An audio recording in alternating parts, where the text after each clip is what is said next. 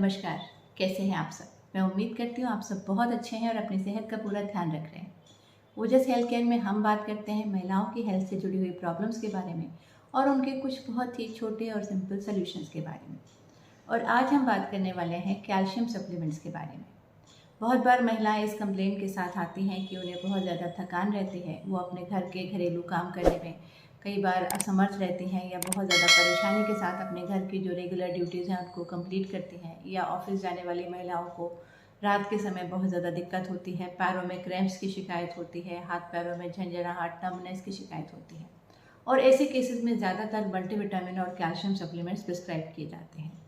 Calcium supplements बहुत बड़ा एक फार्मा सेक्टर का जो प्रोडक्ट है, जो कि तकरीबन $US में अगर हम देखें तो आज की डेट में 3.36 बिलियन $US का कैल्शियम सप्लीमेंट्स का मार्केट है, जिसके कि तकरीबन 7.75% की रेट से ग्रोथ के बाद 2032 में ये करीबन $8 बिलियन से ऊपर जाने की संभावना है। तो यानी कैल्शियम सप्लीमेंट्स फार्मा इंडस्ट्री के लिए एक बहुत ही बड़ा गेम चेंजर है, एक बहुत ही बड़ा एक ऐसा प्रोडक्ट है जो कि बहुत ज़्यादा सेल होता है।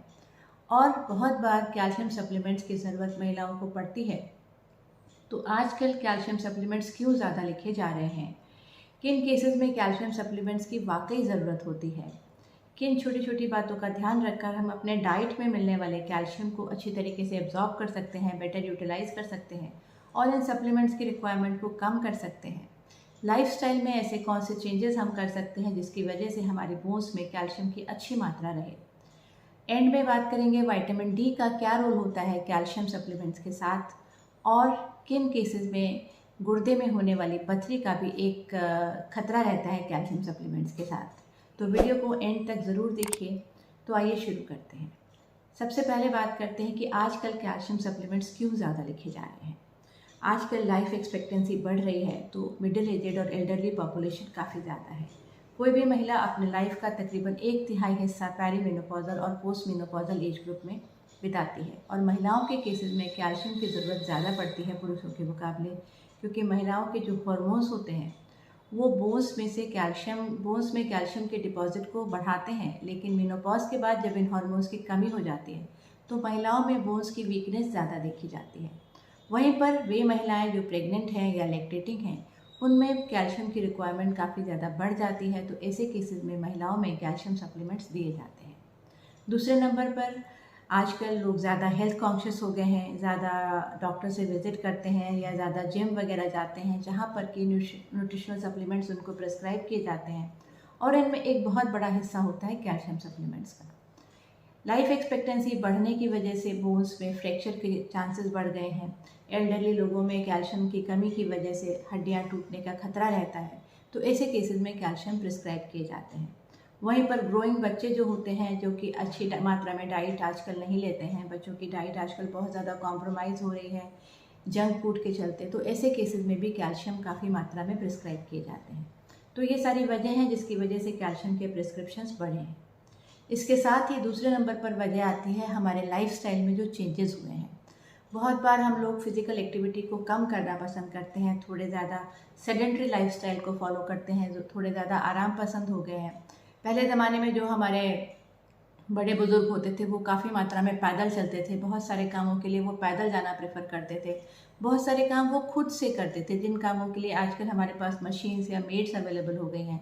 तो हम लोगों की फ़िज़िकल एक्टिविटी कम हो गई है, और ये एक बहुत बड़ा फैक्टर है महिलाओं के केसेस में कैल्शियम की कमी के लिए। क्योंकि अगर हम फिज़िकल एक्टिविटी करते हैं तो हमारी बोन्स मजबूत रहती है। हम जितना ज़्यादा लोड अपने बोन्स पर डालते हैं उतनी वो ज़्यादा फिट रहती हैं, उतनी ज़्यादा कैल्शियम रिच रहती हैं। उम्र के साथ हार्मोन्स की कमी की वजह से और फिज़िकल एक्टिविटी की कमी की वजह से बोन्स की वीकनेस देखी गई है। और आजकल बच्चे जो कि ज़्यादातर इंडोर्स रहते हैं, आउटडोर गेम्स को अवॉइड करते हैं, सनलाइट का एक्सपोजर नहीं होता है, विटामिन डी की कमी हो जाती है, तो ये भी कैल्शियम की कमी का एक बहुत बड़ा रीज़न है। लॉकडाउन के बाद देखा गया है कि बहुत सारे बच्चों में रिकेट्स की प्रॉब्लम बढ़ गई है। रिकेट्स बोन्स में कैल्शियम की कमी की वजह से होता है, और बहुत सारे बच्चे जो ऑर्थोपेडिक्स सर्जन्स को विजिट कर रहे हैं उनमें रिकेट्स की मात्रा बढ़ गई है, बिकॉज लॉकडाउन की वजह से वो इंडोर्स रहते हैं, आउटडोर एक्सपोजर ख़त्म हो गया है, सनलाइट का एक्सपोजर ख़त्म हो गया है, तो इसकी वजह से भी कैल्शियम सप्लीमेंटेशन देने की ज़रूरत पड़ती है। तो अब बात करते हैं कि किन छोटी छोटी टिप्स का ध्यान रखकर हम अपने डाइट में से मैक्सिमम कैल्शियम एब्जॉर्ब कर सकते हैं और अपनी बोन को अच्छा और मजबूत बना सकते हैं। कैल्शियम के सोर्सेज की जब हम बात करते हैं तो डेयरी प्रोडक्ट्स कैल्शियम के सोर्सेज में एक मेजर रोल प्ले करता है। डेयरी प्रोडक्ट्स यानी दूध, पनीर, छाछ, कर्ड, ये चीज़ें जो होती हैं इनमें भरपूर मात्रा में कैल्शियम होता है। पर आजकल डाइटरी चेंजेस की वजह से दूध और कर्ड का कंजम्पशन कम हो गया है। बहुत ज़्यादा हम प्रोसेस्ड फूड का इस्तेमाल करते हैं और उसमें बहुत सारे स्पाइसेस और एडिटिव्स होते हैं जो कि कैल्शियम को बाइंड कर लेते हैं और शरीर में एब्जॉर्ब होने के लिए उतना कैल्शियम अवेलेबल नहीं होता है। तो इसके लिए एक बहुत इंपॉर्टेंट टिप है कि दूध, कर्ड या छाछ जो भी आप लेते हैं उसको खाली पेट लीजिए, उसमें कोई भी एडिटिव मत मिलाइए। बहुत बार हम चॉकलेट पाउडर्स दूध में मिलाते हैं जो कि दूध में मिलने वाले कैल्शियम की बायो अवेलेबिलिटी को कम कर देता है, यानी दूध की वैल्यू को वो कम कर देता है। इस तरीके से प्रचार किया जाता है कि दूध की वैल्यू को आप बढ़ाइए कोई चॉकलेट पाउडर डाल के, जो कि ये फैक्ट नहीं है। दूध को आपको जितने प्योर मात्रा में आप लेंगे या कर्ड को आप जितना प्योर लेंगे उतना ही ज़्यादा कैल्शियम आपके बॉडी में एब्जॉर्ब होगा। इसलिए ये ध्यान रखें कि इस तरीके के जो कैल्शियम रिच प्रोडक्ट्स हैं वो खाना खाने से पहले लीजिए, यानी दूध और फ्रूट्स को आप खाना खाने से पहले लीजिए और कोशिश कीजिए कि उसमें कम से कम एडिटिव्स आप मिलाएं। उनको जितना प्योर फॉर्म में नेचर ने आपको प्रोवाइड किया है उतनी ही ज़्यादा प्योर मात्रा में आप उन्हें लीजिए। दूसरे नंबर पर अपनी फ़िज़िकल एक्टिविटी को बहुत ज़्यादा बढ़िया रखिए, विशेषकर बच्चों के केस में और महिलाओं के केस में। बच्चों को आउटडोर खेलने के लिए आप प्रेरित कीजिए, उनके साथ आप खुद भी वॉक पर जाइए, खुद भी पार्क में जाइए। तो इससे आपकी भी फिज़िकल एक्टिविटी बढ़ेगी और बच्चों की भी फिज़िकल एक्टिविटी बढ़ेगी और ये बच्चों के फिज़िकल और मेंटल दोनों हेल्थ के लिए बहुत ज़्यादा ज़रूरी है। तो फिज़िकल हेल्थ को बढ़ाइए।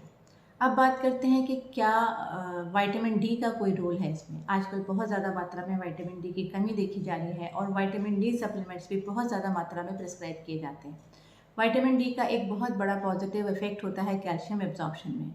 शरीर में कैल्शियम एब्जॉर्प्शन के लिए विटामिन डी का बहुत बढ़िया रोल होता है, लेकिन विटामिन डी को आप सनलाइट से भी प्राप्त कर सकते हैं। तो इसलिए एडिक्वेट सन एक्सपोजर होना चाहिए। एडिक्वेट सन एक्सपोजर यानी कि मिड डे का सन एक्सपोजर होना चाहिए, दिन के 10 बजे से लेकर 3 बजे तक का, और तकरीबन 1 से लेकर 2 घंटे का सन एक्सपोजर हफ्ते में 3 या 4 बार होना बहुत ज़्यादा ज़रूरी है।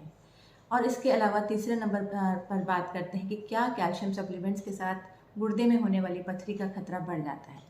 ये एक मिथ है। कैल्शियम सप्लीमेंट्स के साथ गुर्दे में होने वाली पथरी का खतरा ज़्यादातर नहीं बढ़ता है, लेकिन अगर आपको कोई टेंडेंसी है गुर्दे में होने वाली पथरी का तो ज़रूर अपने डॉक्टर से इसके बारे में डिस्कस करें।